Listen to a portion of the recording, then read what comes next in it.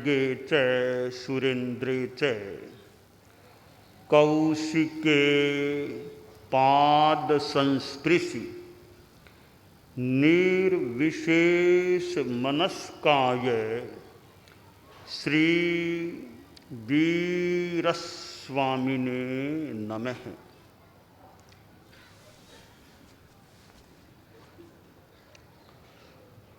आर्हत वाङ्मय में कहा गया है, धम्मज्जियम च व्यवहारम बुद्धे हायरियम सया तमायरंतो व्यवहारम गरहम नाधिगच्छै। धर्म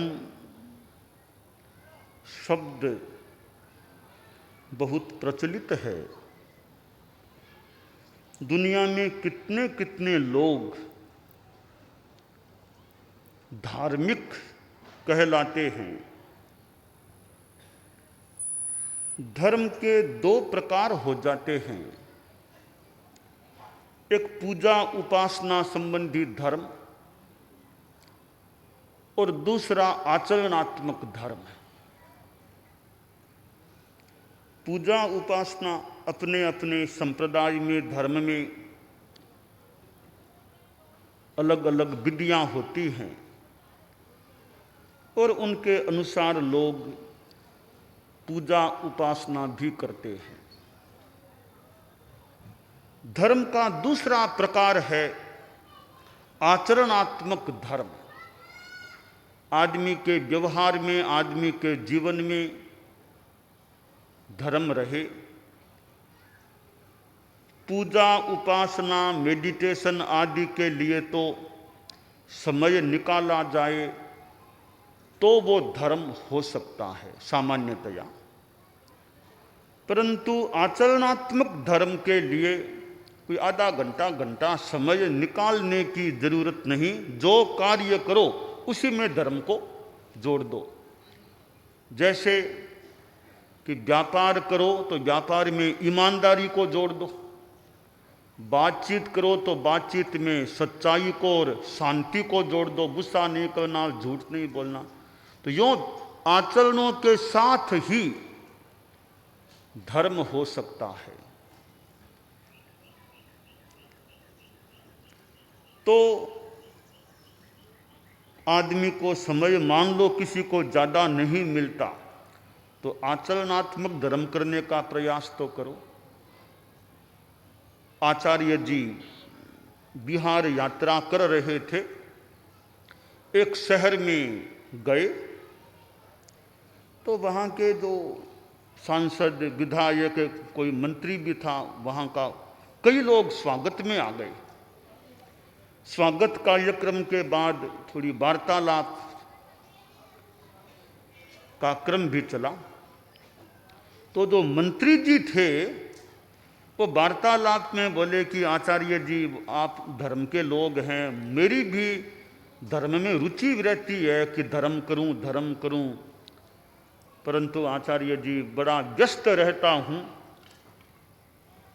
इतने कार्य रहते हैं, इतना वो राजनीति का कार्य है और मंत्री हूं, इसलिए वो ज़्यादा समय कार्य में, जनता में लगाना पड़ता है। तो मुझे धर्म में रुचि होते हुए भी धर्म करने के लिए समय नहीं मिलता, क्या करूं मैं? इच्छा है बहुत धर्म करूं पर समय नहीं मिलता, तो कैसे धर्म करूं मैं? आचार्य जी ने कहा, मंत्री जी ठीक है, आप ज़्यादा व्यस्त हैं, हालांकि दिनचर्या में से थोड़ा समय आप निकालने का प्रयास करें, तो वो भी कोई निकल सके तो बढ़िया है। वो न भी निकल सके या ज़्यादा न निकल सके तो मैं आपको ऐसा धर्म बता दूं जिसके लिए अलग से समय निकालने की जरूरत नहीं होती है। अच्छा, ऐसा भी कोई धर्म है क्या? हाँ, धर्म है जिसके लिए अलग से 1 घंटा 2 घंटा निकालने की जरूरत नहीं, तो भी धर्म हो सकता है। अच्छा गुरुजी, वो धर्म मुझे जरूर बताइए कि समय नहीं निकालना पड़े, है धर्म भी हो जाए। तो आचार्य जी ने कहा, देखिए आप मंत्री हैं, मंत्री तो कोई हमेशा रहे यह मुश्किल है, सरकार बदल जाती है तो मंत्री भी बदल जाते हैं, तो आप इंसान भी हैं, तो मंत्री रहें कभी न भी रहें पर इंसान तो हैं ही। तो आचरणों में धर्म आप कर सको तो पहला संकल्प यह लो कि जिंदगी में कभी नशा नहीं करोगे, त्याग करो नशा करने का। दूसरी बात, जिंदगी में कभी चोरी नहीं करोगे। तीसरी बात, कर सको तो जिंदगी में कभी झूठ नहीं बोलोगे। ऐसे कुछ नियम आचार्य जी ने बताए, इनको आप त्याग संकल्प के रूप में स्वीकार कर लो। मन में यह भाव, कभी झूठ नहीं बोलना, कभी चोरी नहीं करना, कभी नशा नहीं करना, और भी कई बातें, इतने संकल्पों को आप ले लो। आचार्य जी, पूरा तो लेना मुश्किल है, फिर भी मैं जिंदगी में कभी शराब नहीं पीऊंगा, यह वादा वचन आपको दे सकता हूं। जिंदगी में ये जो दूसरे की चीज उठाने के रूप में कभी चोरी भी नहीं करूंगा, ये दो नियम आप मुझे त्याग के रूप में दिला दो। और तो गुरुजी कभी पान मसाला कुछ खा ले, पर शराब कभी नहीं पीऊंगा मैं। चोरी वो चीज उठाने के रूप में, दूसरे की चीज, दूसरे का पैसा मैं कभी नहीं लूंगा चोरी के रूप में। ये दो नियम मुझे करा दो। अच्छा है, आचार्य जी ने जिंदगी भर के लिए दो नियम त्याग के रूप में करा दिए।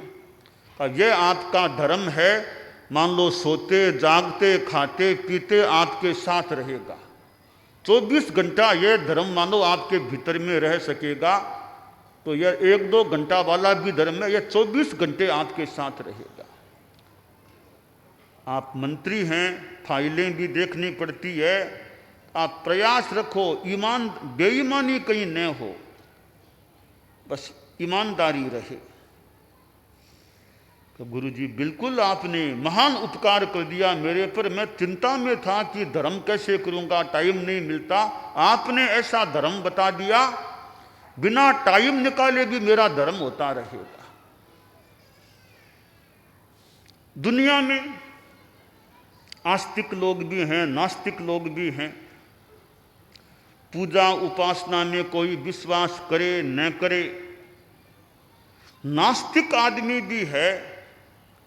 तो मेरा यह परामर्श है नास्तिक आदमी से भी, ठीक है आप परमात्मा को नहीं मानते हो, आप मोक्ष को नहीं मानते हो, आप पुण्य पाप के फल को नहीं मानते हो, आप पुनर्जन्म को नहीं मानते हो, पूर्व जन्म को नहीं मानते हो, आपका अपना विचार है। आप वर्तमान जीवन को तो मानोगे, वर्तमान जीवन तो है ही है, वो तो है ही है। तो वर्तमान जीवन को तो अच्छा रखो, पापों से बचो। तो वर्तमान जीवन के धर्म को तो नास्तिक आदमी भी क्यों नहीं स्वीकार कर सकता कि आप आगे पीछे की बात छोड़ो, आपका विश्वास नहीं है तो वर्तमान मानव जीवन को अच्छा रखो, लड़ाई झगड़ा मत करो, नशा मत करो, गुस्सा मत करो, चोरी मत करो। यह तो आचरणात्मक धर्म को स्वीकार करो, जीवन आपका अच्छा रहेगा। तो धर्म इन डेली लाइफ, दैनंदिन जीवन के साथ, जीवन के आचरणों के साथ धर्म जुड़ जाए। व्यापार एक बहुत ही आवश्यक कार्य है गृहस्थों के लिए, समाज के लिए। व्यापार है, पर व्यापार में आचार कैसा, वो महत्वपूर्ण बात कि व्यापार में आचार बढ़िया रहे तो व्यापार बढ़िया हो सकता है। अब आचार कैसे हो, बढ़िया आचार, बढ़िया व्यापार तब हो जब आचार बढ़िया हो व्यापारी का और ग्राहक का। भले कपड़े का व्यापार, टेक्सटाइल, भीलवाड़ा तो वस्त्र नगरी के रूप में ख्यात है। कपड़े का अपना महत्व है, क्योंकि कपड़ा तो आदमी को चाहिए। छोड़ दें हमारे दिगंबर मुनियों को या नग्न मुनियों को, जो कपड़े को लगभग यानी काम नहीं लेते होंगे, अचेल होते हैं, कपड़ा नहीं पहनते, नेकेड रहते हैं, उनको तो भले कपड़े की दुकान पर न जाना पड़े या गृहस्थों से भी मान लो कपड़ा न मांगना पड़े, बाकी तो प्राय आदमी कपड़ा पहनता है। तो कपड़ा क्यों पहना जाता है?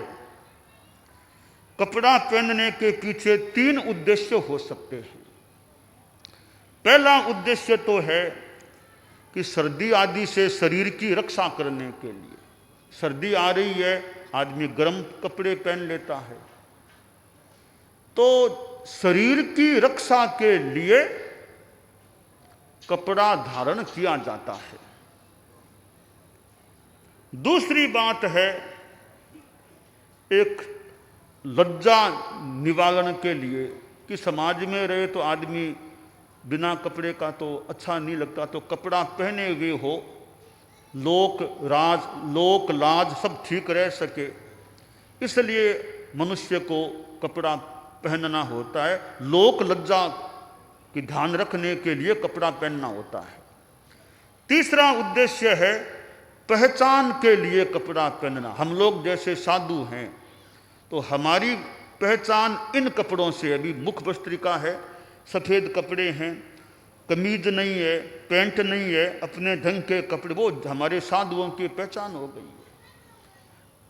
स्कूल के बच्चे अमुक स्कूल की यह यूनिफॉर्म ड्रेस है, उस वैसे कपड़े पहनेंगे तो कपड़ों से पहचान ये अमुक स्कूल के बच्चे हैं। संस्थाओं की अपनी यूनिफॉर्म ड्रेस, ये अमुक संस्था के लोग आए हैं, ऐसे कपड़े पहने हुए हैं।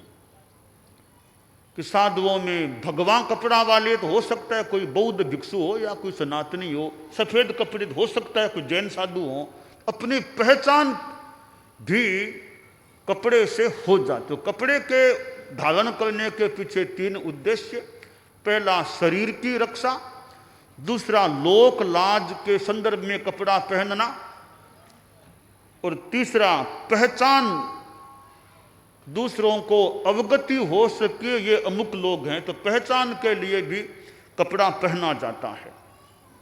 अब हम देखें कपड़ा प्राप्त करने के पीछे कितनों का सहयोग होता है। ये मेरे पास एक कपड़ा है, ऊपर जो हम इसको उत्तरीय कह दें, पछेवड़ी कह दें, एक कपड़ा मेरे ये जो पहना हुआ है मुझे मिला है पहनने के लिए। अब इस एक कपड़े को मैंने पहना है, इसमें कितनों का श्रम लगा होगा। कहाँ कपास के, रुई के, फिर कहीं मिल में वो कपड़ा बना होगा, फिर कोई बाजार में दुकान में कपड़ा आया होगा, किसी गृहस्थ ने वहाँ से कपड़ा खरीदा होगा, हमारे साधु आदि लोग जाकर गृहस्थ के घर आदि से कपड़ा लेकर आए होंगे, किसी ने सिलाई की होगी, कितनों ने फिर संतों के पास आया होगा, संत ने मुझे दिया होगा, तो कितनों के हाथ लगे हैं तब यह एक कपड़ा मुझे पहनने को मिला है। तो एक कपड़े के पीछे कितने हाथ लगते हैं। व्यापारी बेचता है, ग्राहक खरीदता है, फिर घर में आता है, कैसे कितनी प्रक्रिया से गुजरने के बाद आप लोगों ने कपड़े पहन रखे हैं। इन कपड़ों को पहने हुए हैं आप, इनके पीछे जैसे मैंने इसके लिए कहा कितनों का हाथ लगा तब ये कपड़े हमें पहनने को मिले हैं। तो व्यापारी भी इसमें एक मीडियम माध्यम है कपड़ा पहुंचाने में। तो व्यापार भी एक प्रकार की सेवा है, समाज की सेवा है कि व्यापारी जो आवश्यक वस्तुओं को समाज के लोगों तक उपलब्ध कराने में सहयोगी बनता है। परम पूज्य आचार्य तुलसी ने अनुव्रत की बात बताई कि छोटे छोटे नियम जीवन में हो, तो व्यापारी के भी जीवन में नियम हो कि व्यापार में अशुद्धता न आए, अशुद्धता ग्राहक भी न करे और व्यापारी भी न करे। कपड़ा मान लो बेचना है तो कपड़ा बेचने में माप में भी कहीं कोई कमी न रह जाए। बाकी तो व्यापारी मापते मापते थोड़ा सा ऐसे वैसे कर दे, थोड़ा मान लो कम माप दे। ग्राहक भी होशियार है तब तो धोखा शायद नहीं खाएगा। कोई सामान्य है तो व्यापारी थोड़ा बहुत कपड़ा कम दे करके पैसा पूरा लिया, कपड़ा थोड़ा कम दिया, ऐसे भी मान लो काम कर ले, तो यह व्यापार में दोष अशुद्धि हो जाती है। एक कहानी मैंने बहुत वर्षों पहले सुनी थी, मुनि जी से सुनी थी। कहानी एक कपड़े की है, वो कपड़े के व्यापारी की है। वैसे एक कपड़े का व्यापारी था, तो नई नई ऐसे दुकान उसने खोली थी, युवा अवस्था में था, तो मन में बड़ी आशाएं, उमंग, उम्मीद, मेरा व्यापार आगे बढ़े, मैं बड़ा अच्छा व्यापारी बन जाऊं, खूब पैसा कमाऊं, ये दिमाग में विचार आता रहता। युवा अवस्था थी, मुझे बहुत विकास करना है। एक रात को वह खाना खा करके सो गया था। अब सो गया तो वो दिमाग में तो कपड़ा ही था। सोते समय भगवान का नाम लेना चाहिए। आदमी सोता है तो थोड़ा भगवान का, सोने से पहले भगवान का नाम, भले नवकार मंत्र कह दो, कुछ भी वो ले लेना चाहिए, तो नींद में भी हमारे भगवान का प्रभाव रहे, धर्म का प्रभाव रहे, न कि सांसारिक चीज़ों का ज़्यादा प्रभाव रहे। तो उसने तो भगवान का नाम लिया, न राम का नाम लिया, न नवकार मंत्र का, सीधा अपना खाना खाया, जल्दी सो गया। तो दिमाग में कपड़े की दुकान वो दिमाग में थी। तो सोए सोए वो रात में सपना आना शुरू हो गया। तो जो विचार लेकर के सोया था वैसा ही सपना आना शुरू हो गया। सपने में देखा कि सवेरा हो गया है, मैंने नाश्ता कर लिया, मैं दुकान में आ गया हूँ। आके दुकान सफाई हो गई है और मैं यूँ अपने गद्दी पर यूँ बैठ गया हूँ। बड़ी दुकान है और सवेरे सवेरे सबसे पहले एक ग्रामीण आदमी कपड़ा खरीदने के लिए आया है। ग्रामीण बोला, सेठ साहब नमस्कार। हाँ भैया आ गए, कपड़ा लेना है, कपड़ा दीजिए। बोलो कौन सा कपड़ा लेना है? कि लट्ठा लेना है मुझे। तो ठीक है सेठ साहब, क्या मूल्य है आपका लट्ठा? सेठ ने देखा, रे भोला सा ग्रामीण आदमी, इसको तो ठगा जा सकता है आराम से। वैसे वो मूल्य था 2 रुपये 1 मीटर। तो दुकानदार ने कह दिया 4 रुपये 1 मीटर है। तो सेठ साहब ज़्यादा पड़ेगा ना, गरीब आदमी हूँ, देख लो गरीब, मुझे पता नहीं, 4 रुपये 1 मीटर है, लेना हो तो लो। तो लेना तो है, वो बहुत ज़रूरी है कपड़ा लेना। ठीक है, हाँ कितना चाहिए? तो चाहिए 5 मीटर। तो फाड़ दूँ, माप दूँ? हाँ माप दीजिए, बहुत ज़रूरी है कपड़ा लेना। तो वो दुकानदार ने वो कपड़ा मापना शुरू किया। 5 मीटर की जगह 4.5 मीटर ही मापा था उसने तो। और अब कपड़ा फाड़ना शुरू किया। यह सारी बात सपने की, सपने में ऐसा वो देख रहा है कि ऐसा हो रहा है। तो सपने में कपड़ा फाड़ा तो टर की आवाज़ आ गई। इतने में उसकी आंख भी खुल गई। टर की आवाज़ कहाँ से आ गई? मैं कोई हंसी के लिए नहीं कह रहा हूँ। देखा कि अपनी धोती अपने हाथ में आ गई, उसी को फाड़ दिया था। सपने में धोती को फाड़ दिया, अपनी धोती को फाड़ दिया था। तो एक कहानी है, एक प्रसंग है, जो भी है, अब अपनी धोती फाड़ दी। अब दुकानदार अगर धोखा देने का प्रयास करे तो वो कपड़ा फाड़ता है या खुद की धोती फाड़ता है, यानी वो खुद का नुकसान भी करता है। खुद की धोती फाड़ने का मतलब है धोखा देने वाला खुद का भी नुकसान करता है। नुकसान कैसे करता है? कि कर्म, अच्छा बुरा कर्म, धोखा देना तो एक पाप का कर्म ही है, तो पाप का कर्म बंधेगा, नुकसान खुद का हो जाएगा। तो पाप का फल मिलता है, यह धर्म का सिद्धांत है। खैर यह तो एक सामान्य सी बात है। मूल तत्व मेरी बात का यह है कि व्यापार में ईमानदारी रहनी चाहिए। विश्वास ईमानदारी के आधार पर जम सकता है। अब ग्राहक है, ग्राहक व्यापारी के पास आशा से आता है, तो ग्राहक में भी ईमानदारी चाहिए, व्यापारी में भी ईमानदारी हो, दोनों ओर से ईमानदारी है, तो व्यापार में शुद्धता रह सकती है, अशुद्धता से बचा जा सकता है। परम पूज्य आचार्य महाप्रज्ञ जी ने अहिंसा यात्रा की थी, उसमें एक बात यह थी नैतिक मूल्यों का विकास, नैतिक मूल्यों का विकास हो।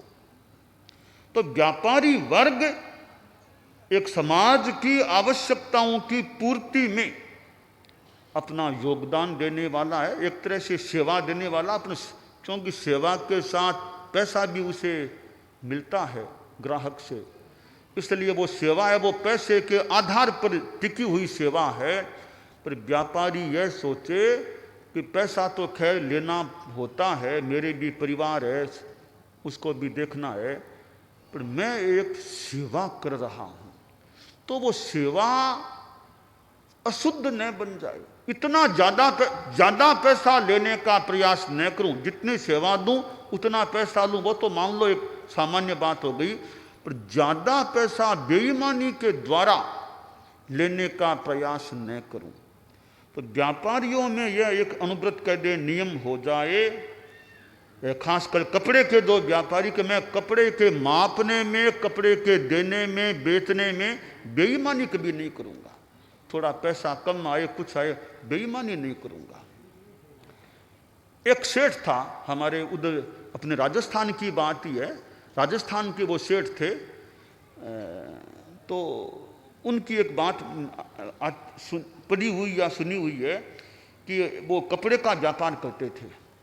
तो एक ग्राहक आ गया, तो वो मुनीम था, दुकान मुनीम, वो कपड़े की बात कर रहा था, बेच रहा था, सेठ साहब अलग बैठे होंगे। एक ग्राहक आया, कपड़ा देने के लिए कहा, तो ग्राहक ने कहा मूल्य तो यह है, का मूल्य कम करो, इतना बहुत मूल्य है।